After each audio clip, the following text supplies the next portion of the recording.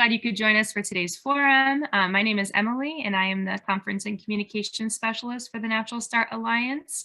Our director, Christy Merrick, is also here today. She's going to be kind of handling the behind the scenes stuff. We're really excited to focus today on outdoor learning resources and advocacy.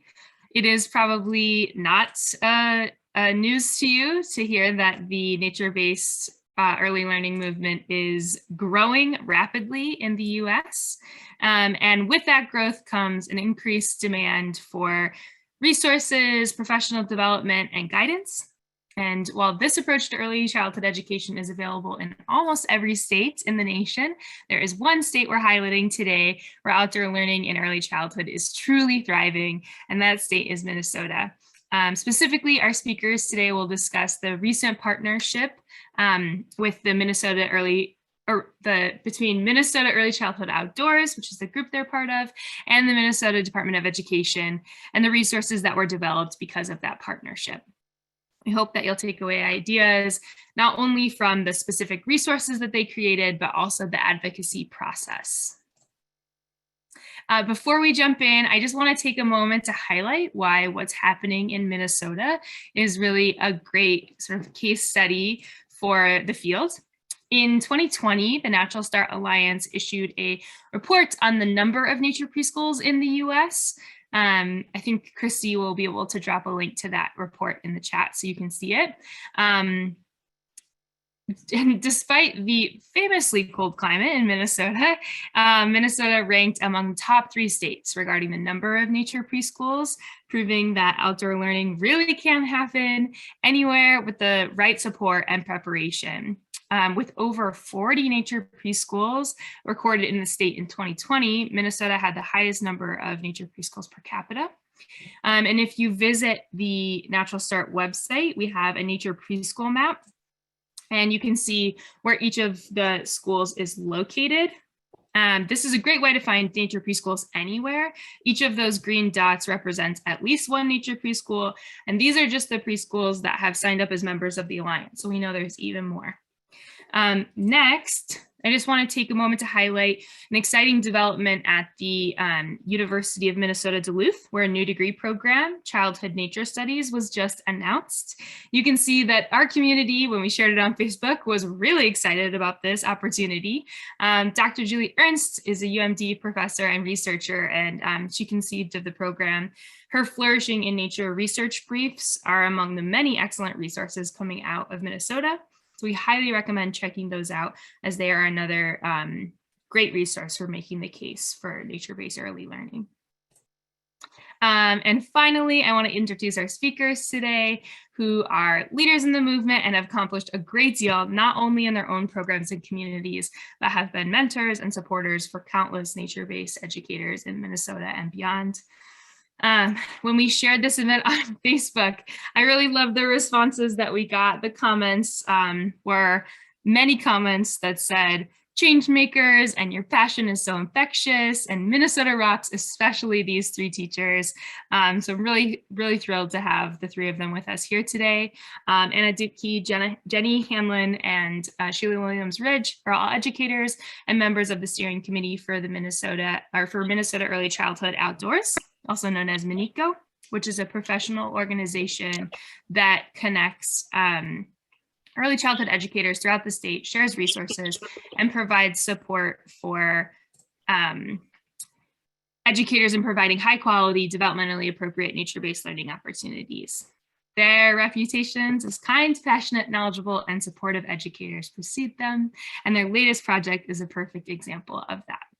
And with that, I'm happy to pass the mic over to our speakers so they can share about their partnership with the Minnesota Department of Education and discuss how the lessons learned in Minnesota might apply to other states and communities. We'll save time at the end or after their presentation for questions. So please share your questions and comments in the chat, and I will keep track of them, and we'll get to them a bit later. The presentation is being recorded. We will share it out sometime before the end of the week. Okay, so I'll stop sharing and I will hand it off to our presenters. All right, I'm going to start sharing. Thank you so much.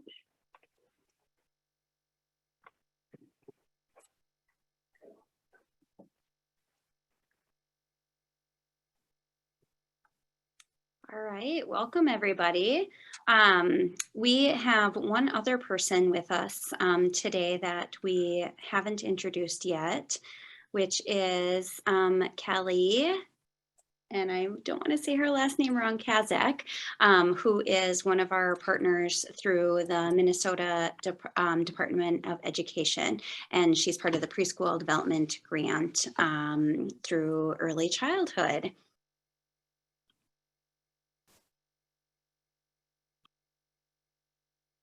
So you could go to the next slide there, Sheila.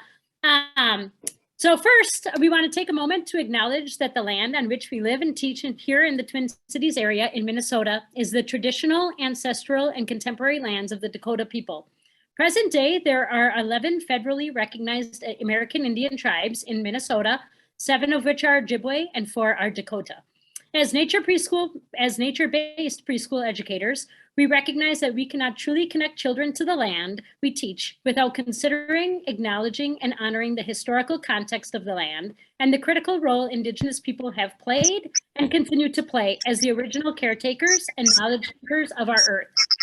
As part of this presentation, we will share how we will integrate the importance of land acknowledgements into our resources to help educators get started with educating themselves about the Indigenous people where they live, and also ways to integrate this information in a way that is developmentally appropriate and meaningful for their students.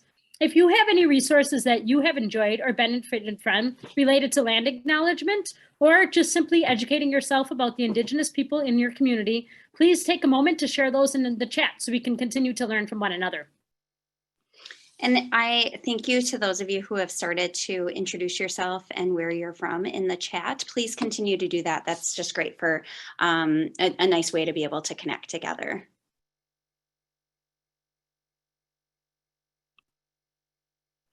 All right, that's me. So hello, everybody. I'm Sheila Williams-Ridge from the University of Minnesota. I work at the laboratory school, and I'm excited because I've been a part of Natural Start for quite a few years, and it has been really amazing to see the growth of outdoor learning in the United States.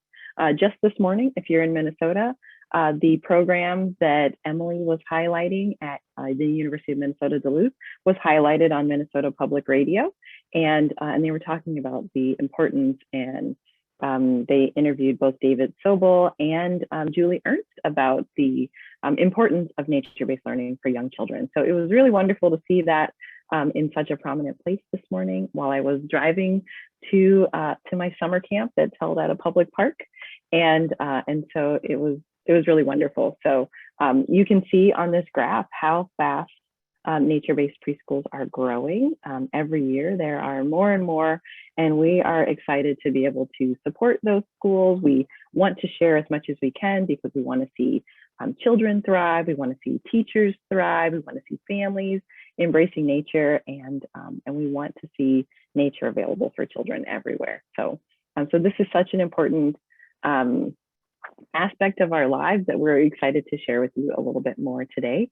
And Emily shared this next slide. Here in Minnesota, we are very proud of all of our schools that embrace nature. Some of them are full-fledged nature-based preschools. Some of them use nature as an inspiration, and some of them are just starting to infuse nature into their daily practices. And we wanted to support all of the schools along the spectrum, as well as those schools that are just figuring out that that's something that they would like to do. So we helped develop this guide that we're going to tell you a little bit more about.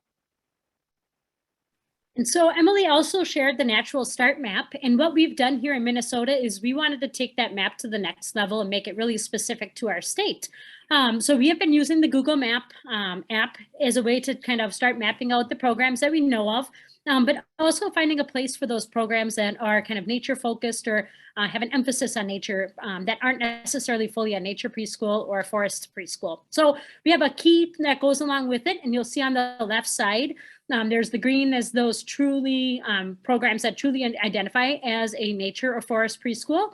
And then we have this purple that is programs that spend kind of extensive time outdoors that have that nature emphasis or focus. And then we recognize that some programs, it's not program wide yet, but there's some really passionate teachers that are doing that. And so we wanted them to be able to be on the map as well. So we have a different color for them. So it's actually blue, and then the purple is those that are not program wide yet. And then we know our children in our state are in a lot of different types of programs. So we have that going on as well to help families. This is a tool that ended up being initially for us to kind of see who's out there. And then it's now becoming a tool for families in our states to find programs in their areas, but also educators to find similar programs to the programs that they work in our state so that they can connect and collaborate. So we also have it broken down with the symbol based on if you're a preschool in a public school, you're a family child care provider, you are a child care center or a private preschool, you're an elementary preschool, kind of recognizing that early childhood does span into up to 3rd grade. So those kindergarten through 3rd grade classes. And then we're also adding our early childhood family education. So programs that have those parent-child classes. And so we're adding that to our map as well, as that is something that's part of our state. So, so anyway, right now we think we've got about 50 to 60 programs in our state that are truly identified as nature-based programs, but we have a whole lot more that are coming out that are more towards that nature focus or nature emphasis. And so we're really excited about that. And kind of what has happened, no, you're good, Sheila, right on time. What has happened in our state, kind of why this movement has come, there's been a few kind of things that have kind of taken place that have really brought this collaborative approach together and started. So the Duluth Nature Play Collaborative held the very first nature play and learning gathering in the spring of 2016. And this gathering was open for free to anyone who wanted to attend. And it was a small number. I remember attending that, and I want to say it was maybe 30, 40 people that had gathered, mostly from the Duluth area that wanted to learn more about this new movement that was really happening in the Duluth area with several nature preschools opening. And so their mission is to educate, inspire, connect, and advocate for nature play, specifically for children in the Duluth area. Then Natural Start had their conference in the summer of 2016, which was the perfect timing because what ended up happening is those that were part of that Duluth Nature Play Collaborative came down for that and got connected with several of us that are in the cities. And so we started having conversations of how can we keep this momentum going with all these attendees here in Minnesota to keep them connecting and collaborating. So that led to MnECO being formed. So that's Minnesota Early Childhood Outdoors. And really our goal, as Emily said, is really to create a networking opportunity and professional development opportunity for educators. Our mission is to keep it free. So that our kind of hope is that if you attend and present, you're going to then benefit by attending a different conference and learning from somebody else. So we really believe the educators are, the experts are in our state, and we can really learn a lot from one another. So we're really working on helping programs have that opportunity and educators have that opportunity to share about their programs and to share their talents with everybody. So our goal is 4 gatherings a year. Of course, COVID threw that off a little bit, but we just had our first in-person gathering, which was actually the 5th Duluth Nature Play and Learning Gathering this 2 weeks ago on Saturday. So we're back up and going again with our in-person gatherings. This is has been really benefited by the Jeffers Foundation. They have provided support with meals, as well as some professional development for us as well. So we are really grateful that this foundation has been in existence in Minnesota for many years and has the mission around supporting environmental education. And so they do a lot of professional development trainings. Initially, they were focused on elementary school teachers and educators. And then with MnECO, they really started shifting and their support to also supporting early childhood. So now they officially have a workshop for preschool, and then they continue to support our MnECO gatherings.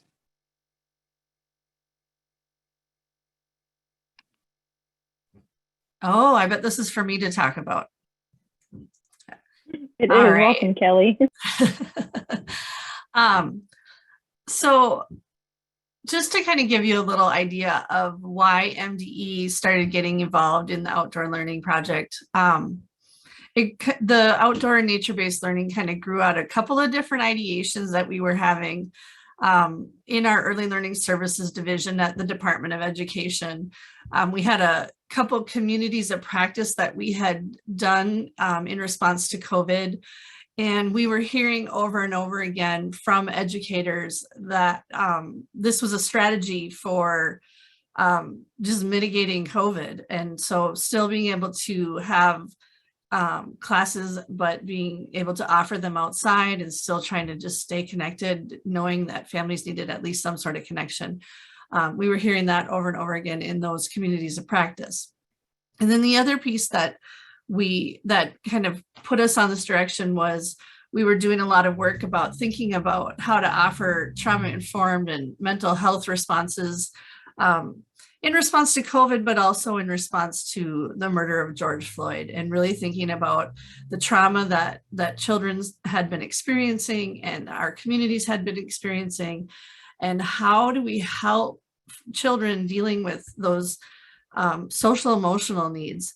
And so, and we were just thinking about transitioning, because at the time programs are kind of going in and out of in-person or hybrid or back to, not meeting at all. And so it was just so much. And so thinking about what would be best. And we started talking about just knowing the benefits of how outdoor nature-based learning helps with social emotional needs, with mental health needs and all of that. And so we started digging into that. And the first thing that we did was to look for some local experts. And that's how we got connected to Sheila, Jenny, and Anna. And we started talking about what should we do? What do we need to do?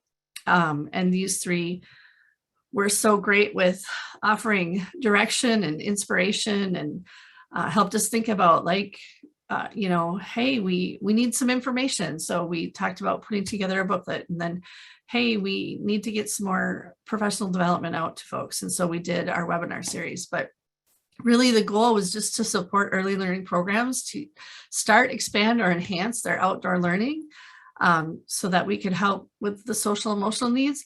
And I think one of the biggest things that we learned as we went on was that it was a huge benefit to the educators too, and for their well-being and their mental health. And so being part of the preschool development grant, my focus is on supporting the workforce. And so what better way can we support our workforce than encourage outdoor and nature-based learning? So it's been wonderful.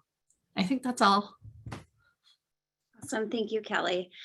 We were thrilled when she reached out to us, of course, because we have been, the three of us, plus many others that aren't on here right now, have been doing so much work and wanting to have more avenues of getting information out there. And I was grateful, because I was kind of brought on to wear the parent educator hat.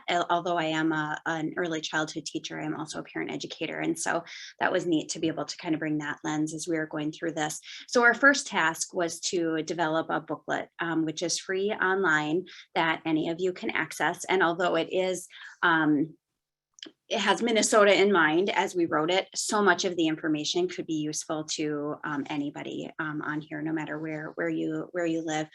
So the first part is just how to get started. What are some things to be thinking about? Anna already shared some great information about land acknowledgements. We go into that in more detail in the booklet. Talking about the why. Why would we even consider? Why might a program want to consider doing more nature-based learning? What does it look like? Part of that was really diving into and hearing from different types of programs, knowing that there might be faith-based nature-based programs. There might be nature-based programs that are within a school district. What do nature-based programs look like if they're in a special ed, early childhood special ed programming? And so really looking at a wide range of programs that are already out there and how they're doing that. And then just how does that look? How is everybody taking this on? And of course, so important, the research, which we continue to hope that more research will be done, but that certainly there's plenty out there to help us know that this is the direction that we would love for programs to be continuing to consider. After we got the booklet out, we knew that programs were going to be wanting even more. And so we developed a webinar series, and it was kind of nice because we were able to kind of break it down into the seasons, but each one wasn't out like there was a specific curriculum one per season. But then the fall, we talked about just thriving during COVID. Sheila's program was at the University Lab School was one that was highlighted during that time of just how they made it work by being outside pretty much full time, and how challenging that was at times in the middle of winter, but how they were still able to do that. So that was, I should add, all of these webinars are on the link that will hopefully be shared in the chat here. So you can access all of these and share them out with your staff. And then another one was Be Inspired, really looking at how this looks. And so in that one, we interviewed a program that was that's intergenerational, a childcare program or family childcare license, and then the last one was a faith-based program. And so really being able to look at what is, how can you look at what how your program already runs successfully, and how can you add in nature to that? How can nature complement that? Give Me Proof was wonderful with our research experts. Julie Ernst was on there, and again, another curriculum one. And our spring one, again, another curriculum one, looking at outdoor spaces. We really wanted to offer that one in early spring because we know that's a time where people are starting to think about how they might want to adjust their outdoor spaces as they're moving into the seasons that are more likely to get that work done. Oh, I loved the one on sustainability practices in early childhood that was put on by one of our collaborators up in the Duluth programming. And the last one that we just did, and I don't know if this one is officially up on there, was focusing on the early childhood assessment tool and guidebook that we have been working on through Minnesota Children and Nature Connection the past 7 years, which we'll touch on a little bit later in this hour. All right, that's me. So I wanted to talk about how important collaboration has been along the way. One of the essential points of the guidelines, or the guidelines, there's a lot of projects that we're working on, Jenny, Anna, and I together, but one essential part of this booklet, this outdoor learning booklet, was to show people that you can do this everywhere, and that it may look different, and it should look different based on the children and the families that you serve in your community and the goals of your program. So like Jenny said, we've collaborated with different types of schools. So I'm at the laboratory school, and we have been spending most of our day outdoors for the past 2 years. There's a farm-based school, there's that's also zero waste. There are faith-based schools and ECFE programs and programs in an intergenerational center. And everyone has something really unique to offer to this. And we learn so much from each other. We really want to make sure that collaboration stays what is so great about nature-based learning. We know when we come together at the Natural Start Conference, hopefully every year if pandemics stay out of our way, but that coming together and sharing what works and what doesn't work with humility and with a growth mindset is really important to our own growth. And so we look to different programs to see what they're doing, and then we look for innovation. What has someone tried that maybe we could add at our programs? And one of the ones that's going to be posted soon is the outdoor play design and the zero waste or the Dream Green. And I'm super excited for you to be able to see those, because both of those are bringing in approaches that really move forward our work around in the environmental part of nature-based learning, and getting children outside as much as possible and doing it in a way that we're working with nature. So you can see some of our collaborative programs on here, but we're always looking to include more, and we're hoping to continue to grow this network of collaboration, including you. We know that we can learn a lot from people trying different things in different states. I know someone from Washington is on. Hi, Nicole. And we are really inspired by the work that they're doing with Advocacy for licensed outdoor programs. And so we want to continue to foster this collaborative approach. And I think this is also me. So, so with the webinar series, we really wanted the focus of it to inspire other schools. So we brought in these other types of schools because we want everyone to be able to see their program in here. And even if, you know, they haven't thought about some of these opportunities for children, that they can see themselves reflected, whether they're at a public school or a Montessori or a Reggio-based school or Waldorf school. You know, they may have different elements of nature already infused, and we hope that they would just be inspired to do more. So you can look in the booklet to see lots of practice and design strategies.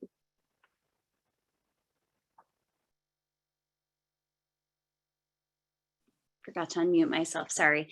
One of the biggest things with the why is really helping programs look at, and I touched on this earlier, of just what are they already doing really well, and what is their mission and education philosophy, and how can they infuse nature-based learning into that? Because we know that there are so many programs that are already doing providing wonderful experiences for kids and have strong mission statements, that this can be a nice complement. And that was a big piece of some of the work that we were doing, and we talk about that in the why section within the book. Another thing that I forgot to mention earlier is in the booklet, if you haven't already pulled it up, we have some parent quotes, we have some teacher quotes too, of just how that has nature-based learning has not only benefited the children, but how it's benefiting their mental health too, and how they're happier as teachers because of the experiences that they know that they're providing the kids. And then of course, giving the parents perspectives and what they've seen in their children as well. And so a big piece of talking about the developing your why is considering, how do you encourage your staff to buy into this, and how can you get community support, and how can you get family buy-in? And so again, the booklet it's not huge, but we do touch on all of those things in here, and certainly that's something that we hope to continue to build resources on through the years to support that. So then Jenny talked about the why. We also have a lot of resources around the how, and one of which I'm going to highlight here is around the land acknowledgement. So with each one of our webinars, we did a land acknowledgement, and then we shared some additional resources for educators so that they can then, like I said earlier, they can either do this with their students, things that they can implement directly with their students, or educational materials that they can help educate themselves more about this. And so you'll see too, there's our tribes in Minnesota are cutting edge with continuing to caretake for the natural resources, but also sustainability practices. And so we highlighted that as some of our webinars. So what the current things that they've been working on and doing in our state, but then also some other resources that they've created around language. And so you'll see those posters on the left side there. Those are 2 posters in Dakota language. And so they have the animals and the Dakota language with it, so that they can, children can learn, you can integrate vocabulary to help teach the children some of that language for the tribe. And then the map in the middle is the Twin Cities area. And so sharing that resource for those that are located around there, that they can start incorporating the Dakota language for the important areas for the rivers and other landmarks in that area and the towns as well. And then there's some books on the right side that are some of our favorite books by Native authors. And so in fact, I think all 4 of us are going tonight to hear the 2 authors speak at the University of Minnesota. And so we just kind of tried to blend the balance of resources so that educators can continue to be inspired to learn more and to think about how they can integrate this into their practice.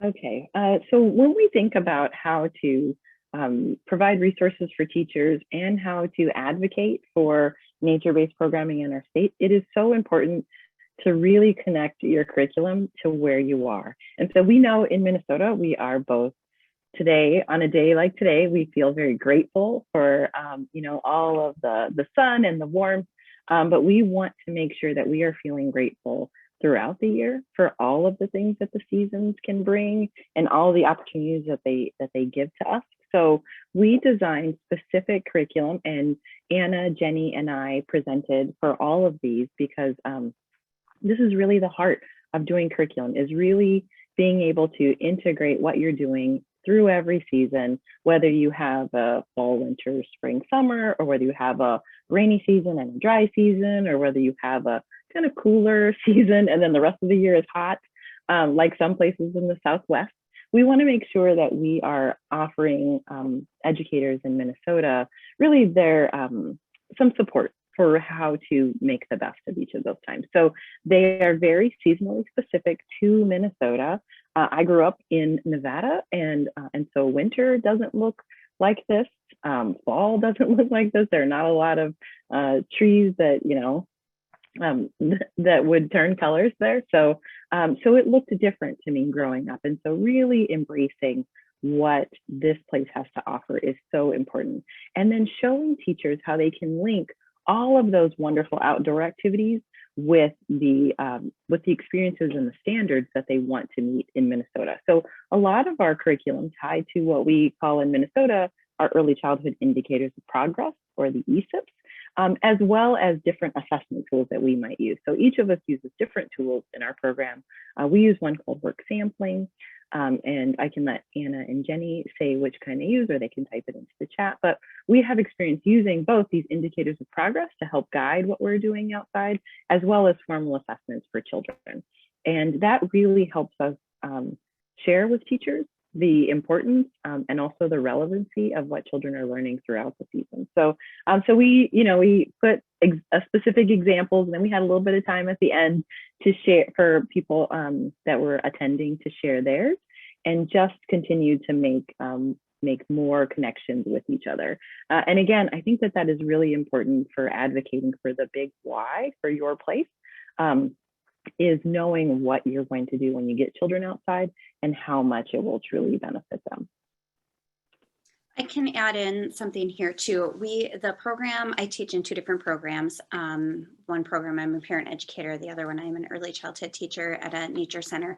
And we are supposed to use the creative curriculum as part of our program, since our quality rating and improvement system is called Parent Aware, and we're Parent Aware rated, which means that we have to use an approved curriculum and approved assessment tool.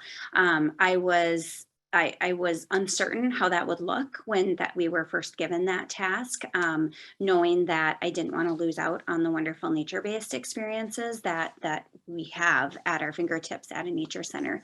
And what I gathered when we would have trainings with trainers from creative curriculum is that the expectation isn't, now your school might have this expectation, but the expectation with creative curriculum isn't that every school will use the units exactly as they are. That when it is considered approved by your state, that it's to be used, it can be used as a foundation. And if you're using the foundations of that curriculum, you can then kind of develop your own units.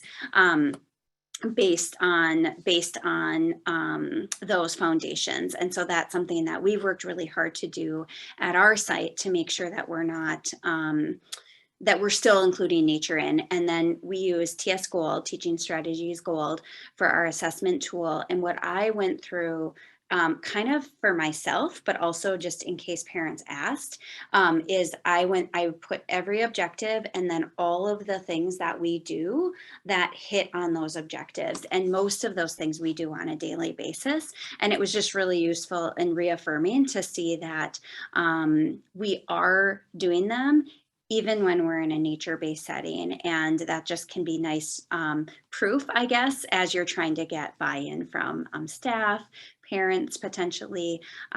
So feel free to reach out to us if you have more questions about that. Obviously, I won't have answers based on what your state is requiring, but I thought that was really useful information when we finally got kind of the answers to how that is supposed to look with curriculum in our state. I also wanted to add, we're a Parent Aware rated program as well. And when we looked at that you had to have a research-based approved curriculum and assessment, we looked at both their options that were already in the guide for curriculum and the options that were for assessment. And we decided that the assessment one, we found one that we thought matched ours. It's called work sampling. you know, there's a little bit of a checklist, but most of it is narrative, especially with our children under 3. It's the ounce scale. And so we felt like that fit in really well, but we didn't find a curriculum that we thought fit what we use. We use an emergent curriculum that is really reflexive of the children and families each day. So our state let us write the research basis for emergent curriculum. And so basically what we did is we went and we kind of talked about the theoretical and philosophical foundations of emergent curriculum, and we presented those to Parent Aware, and they approved our emergent curriculum as a research-based curriculum. So that might work for other programs as well. There is a lot of research supporting that emergent curriculum is a really great thing for young children. And so we use a social constructivist theoretical foundation or framework, and so we weave all of that into our approved curriculum. So I'm going to start, and then Jenny and Sheila can jump in on here for kind of what our what's next. Our kind of phase for this MDE project is wrapping up. And so we're going to continue to strengthen the partnerships and collaboration across organizations and different agencies in our state. There's a push now and an interest to kind of pursue that licensing advocacy and education for licensors, because we're noticing there's a lot of difference between person to person who's doing the licensing on their interpretation. And so really advocating for some education so that everybody's on the same page. And then Jenny mentioned this, we have a early childhood program assessment tool and guidebook that is really centered around nature integration. So looking at different ways that programs can integrate nature into different areas of their program. So looking at policies and procedures, indoor and outdoor environments, and family engagement, family and community engagement. So there's kind of 4 areas, and it breaks down into different strands on different ways that programs can integrate nature into that. So we're working on getting that finished up and published and then released. So we're really excited about that, as we know that tool, it's kind of based mostly on what programs in Minnesota are doing. There's been some partnership with NINPA, the Northern Illinois Nature Preschool Association. But we know it's going to be really a great tool for programs in Minnesota, especially to use to incorporate more in nature and be really intentional about how they're incorporating nature into their program. So those are kind of some key things that we're working on. There's a lot of other things that are happening around different professional development courses, graduate courses through Hamline University around nature-based early childhood education that a lot of us are involved in with that. ECFE, our early childhood family education. There's a growing interest there. So I know Jenny Hanlon has been connecting with some educators around our state and starting to get some communities of practice and collaboration amongst other early childhood family educators around how they can integrate nature into their program. So there's just a lot of exciting things happening. And so we're working together to continue to support and expand nature-based education in Minnesota. One of the things I just want to add to with something that I love about the early childhood assessment tool that we've been putting together is that it really shows the progression, and that we know that not all programs are going to be ready to go all in, and that's okay. We have to start somewhere. And so just help supporting programs through this tool and the guidebook of helping them kind of figure out where they want to be and how to just start off. And it's a great place to be, just starting off too. Can I add on to that too? I think this work has really lit a fire in our state agencies as well. And so we've been contacted by our Department of Natural Resources, and we're partnering with them now to offer some training for educators. We've been contacted by our children's cabinet, and they're working on an outdoor Children's Bill of Rights here in Minnesota. And so kind of all these different things are happening. And I think the work that these 3 have done has just kind of helped ignite this fire for this work across our state. So it's been really wonderful. And I think it's important to note that even though it's just us 3 on here right now, there's been a whole other group of fantastic educators in the state of Minnesota that have supported this and have put in a lot of time as well. I feel so fortunate, the high quality educators that we have here. working towards this. All right, I agree. And now we just have some time. We wanted to make sure we had about 15 minutes for questions that we would be able to answer. So we know that there are a few. So Emily, if you have a preference for which questions we tackle first. Yeah, I thought we could start off with initially, I know you talked about this a little bit, but there was a question that was submitted about how long it took to sort of build up those different groups like MnECO or the Duluth Nature Play Collaborative, or kind of if you have any thoughts to share about like sort of how those got started and how long it took for you to kind of get to where you are now for people who maybe don't have that type of group in their state yet. I can, I think one of the things that we did to make it move a little bit more quickly was that we didn't worry about pursuing like the nonprofit status and making a board and getting bylaws and things like that. We really just saw the need, which was in an interest in educators, early childhood educators coming together to learn from one another. And so we saw that, and then it was like, okay, what do we need to do to make this happen? How can we make it happen? And so once kind of a couple of us started talking, we were like, let's just go with it. Initially I would joke that it's free. So if someone comes to one of our events and it's terrible, that's okay, because they didn't pay anything for that event. So taking the pressure off, I think sometimes we feel like we have to make these big conferences or these really big elaborate events. And with that comes more pressure and stress. And so our first couple have been really simple. We usually do like one kind of overall group presentation. So that's for everybody there, and some networking, some intentional networking activity. And then there's 2 breakout sessions. And so initially, I think we had 2 options for the breakout session, and then they rotated. And so you went to one and then you went to the other one. And then now as it's built and more people are interested in sharing, we can add more options and get a little bit more variety there.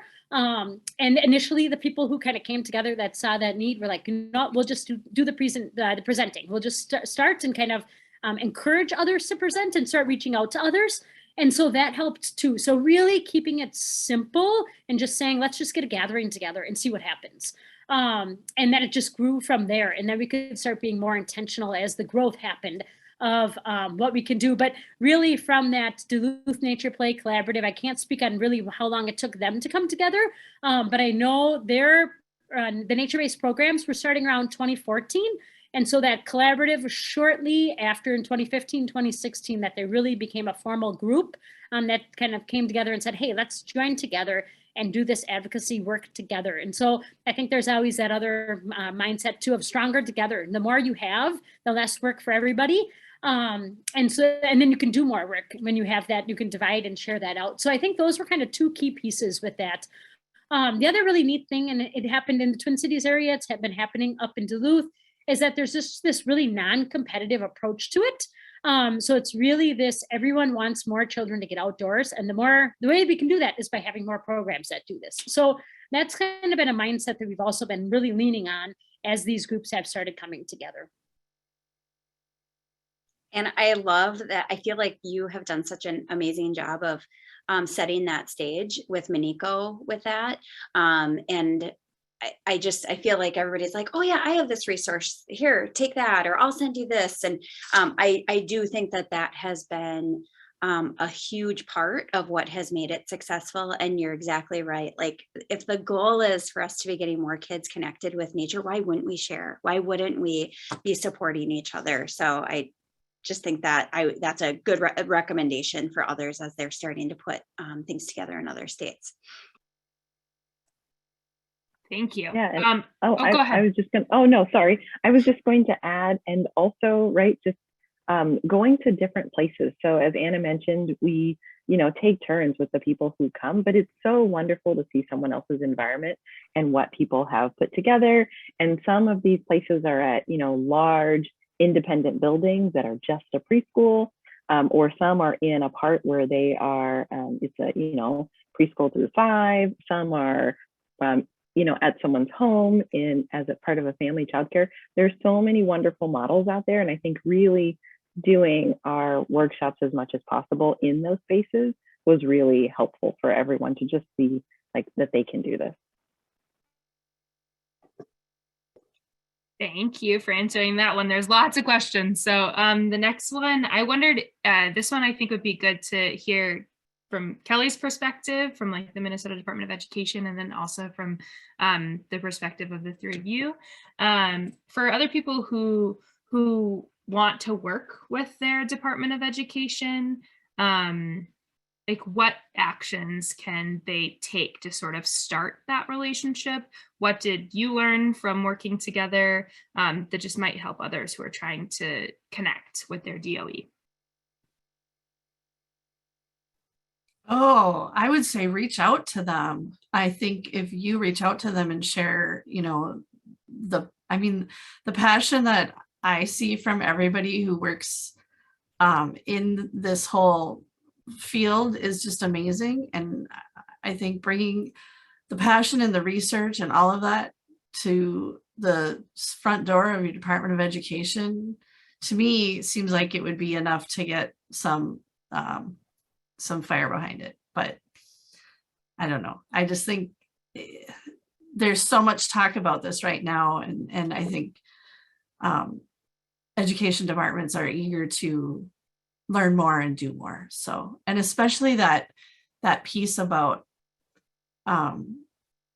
supporting the workforce. I think everybody knows that right now the workforce piece is a huge issue. And so anywhere we can elevate that, I think is going to be helpful. So that could be your doorway in, maybe.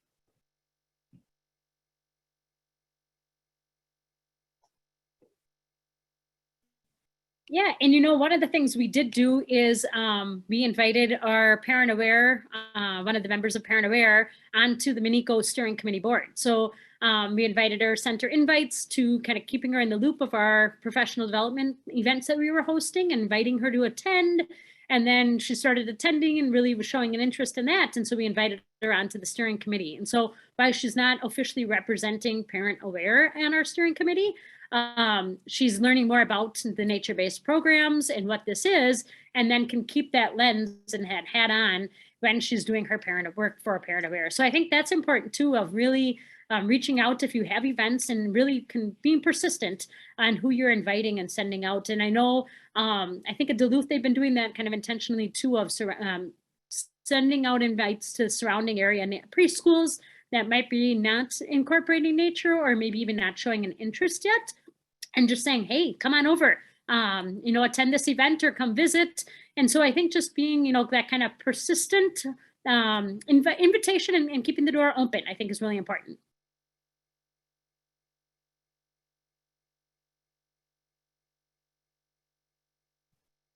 Okay, I wanted to give everyone a chance in case. There was a question from Sue in the chat asking about licensing in the state of Minnesota. You know, we've seen a movement toward that, with Washington State being the first to fully license, or to license fully outdoor preschools. And so I'm curious if you have anything to share about if there's anything happening in Minnesota, or if you have any, I don't know, thoughts about that. So right now, our next kind of step is going to be to get programs that have struggled with licensing together to really identify, like, what are those challenges? Like, what in the current existing system is a barrier? And then I think that's going to be really influential then as we start to then incorporate conversations with licensing, that we have those tangible examples. And I think even collecting those examples of discrepancies, of one licensure saying, no, you can't do this, but another one is allowing a program to do that.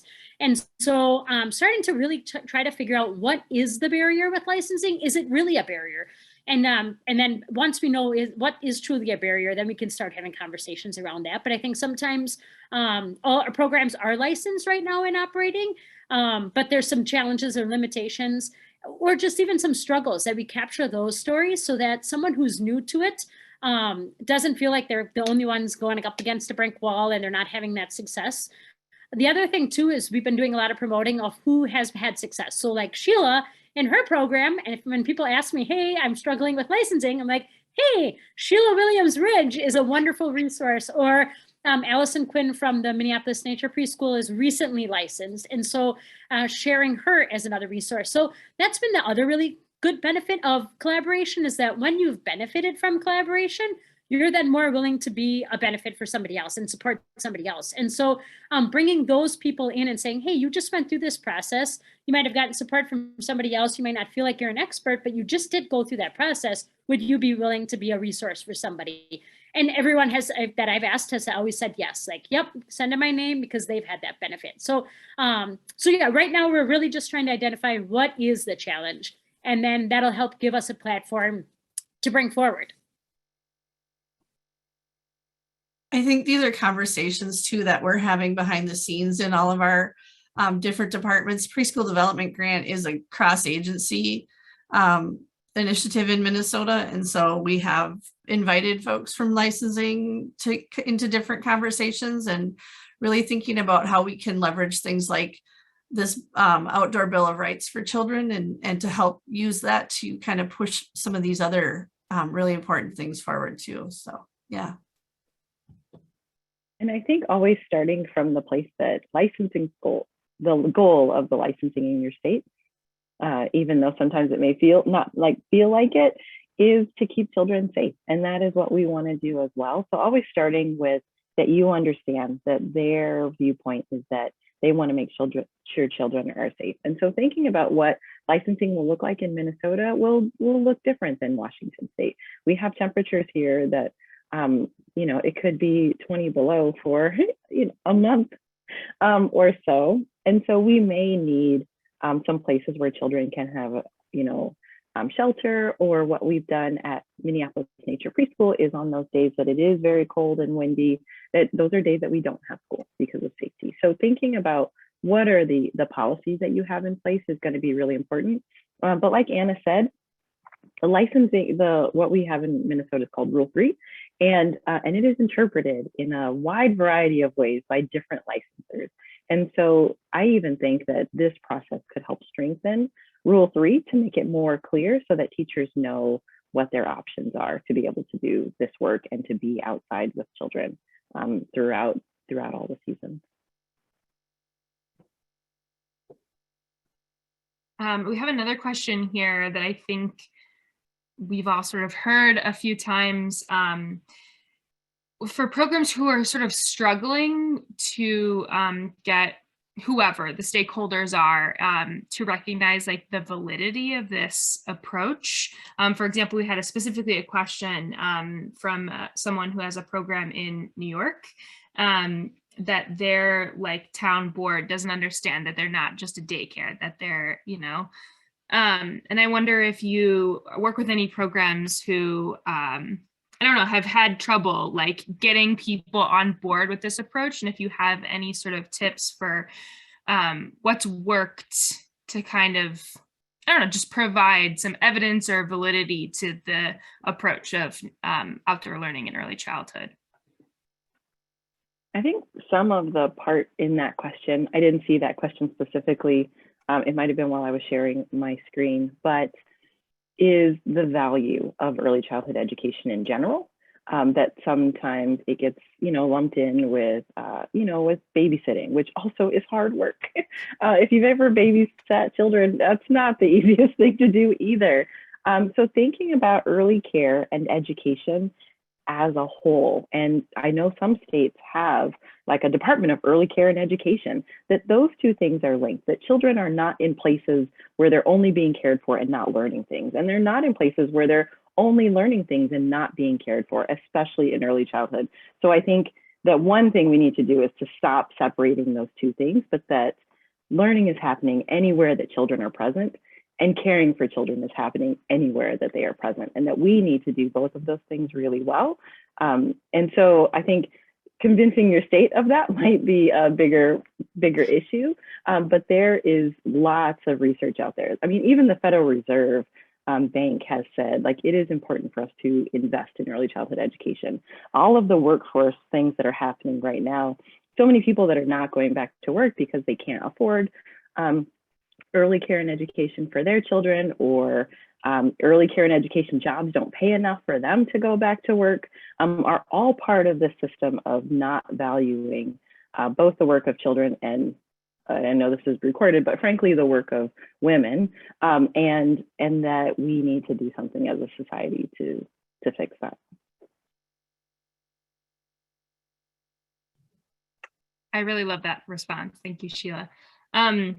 Okay, now we're sort of running out of time. So I thought I would just give each of you an opportunity, if you would like, to share, I don't know, a closing thought from either this project, this experience, or just advice that you might have for someone who's looking to do something similar in their community.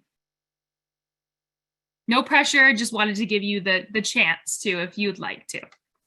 I just feel super grateful. I have been part of nature-based learning since I was 4. I went to a nature-based preschool. I started helping out and supporting that program when I was 13. And to just know that we're getting more eyes on this type of education and that it is now being viewed important enough, which we've all known as educators, but by the Minnesota Department of Ed, for example, and to be just at this place right now in our state and in our country is pretty amazing. So just a lot of gratitude from my standpoint. I'll just add that it's been really great to work with Kelly and her. She has a person that she's worked with, Lucy, at the Minnesota Department of Ed, because it's funny that they sought the 3 of us out separately, but we all knew each other really well. Jenny and I actually started working together back in 2000, and then Anna worked at the same nature center. Jenny and I were at Dodge Nature Center when they were beginning the preschool there, and Anna worked there shortly after that. And so we had a deep understanding of this work. And we're so glad that you found us, Kelly, because this is something that we have been passionate about for a long time. I started as being passionate as a parent because I worked in the preschool, but I worked in the business side. I didn't really understand the education side, and I grew to understand that as a parent and to value it. And it led me to go right back to school to get my advanced degree in education, because this is such wonderful work. So just really kudos to Kelly for taking leadership in this. And I think that it has led to so much great work for the children of Minnesota. And then, from the public school background, so I teach at a public school, I've seen a growing interest as a result of the Department of Education showing this interest. And so now I can finally say, hey, Department of Ed is saying that people should be doing this. And it's just been amazing to watch the shifting of people kind of valuing it as a really important thing and something that they want to continue to support and do. And actually, I'm going to be switching public schools next year as a result of a public school seeing the value of this and wanting to grow it in their public school system. So I think that's been really, really valuable and really unique. And so it has been an awesome experience to be part of it and to even have this even more intentional opportunity to connect with programs across Minnesota through this work. So as part of creating that booklet, we are reaching out to a lot of different programs. And so just to build and strengthen those individual connections that I've had, but that also MnECO has had with these organizations, and to really get to know them even on a deeper level. So that's been really exciting as well. And I'll just add that this work, this project has been just the absolute most fun work that I've done at the Department of Education. And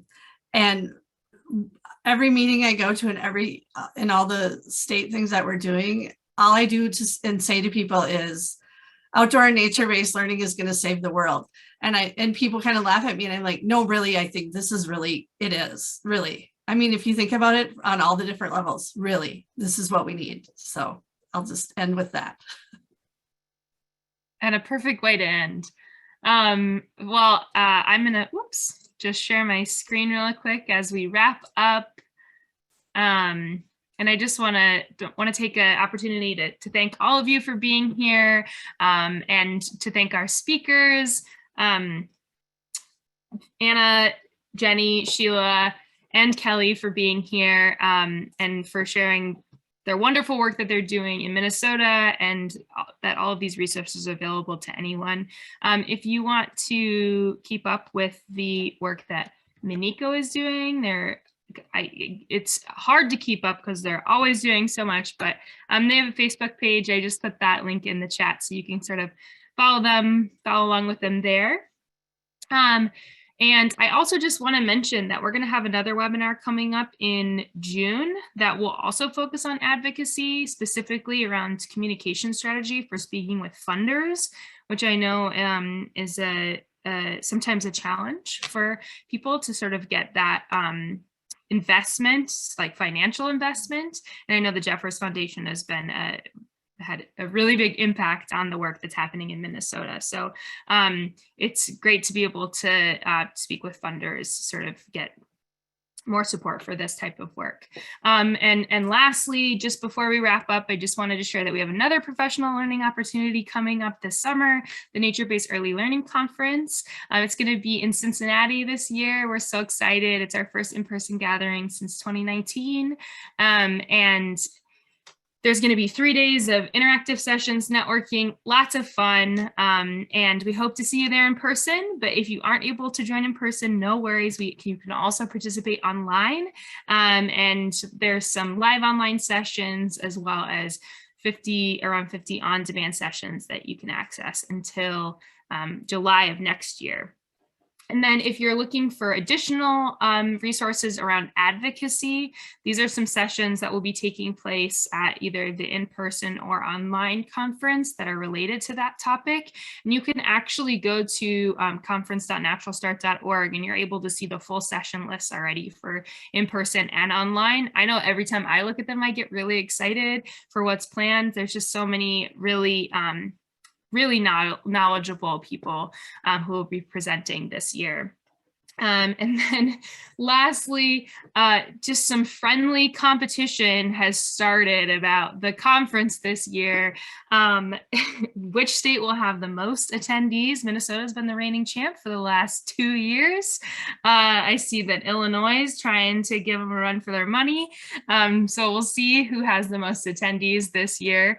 It's super fun to see so many people from all over joining. So whether you're able to join us in Cincinnati or you'll join us online, we really hope that you join us this year. And registration is open, so you can register anytime. And I want to just one more thanks to our speakers. Thank you so much. And this recording will be shared out after, as well as the resources that were mentioned here. So thank you, everyone, and have a great rest of your day.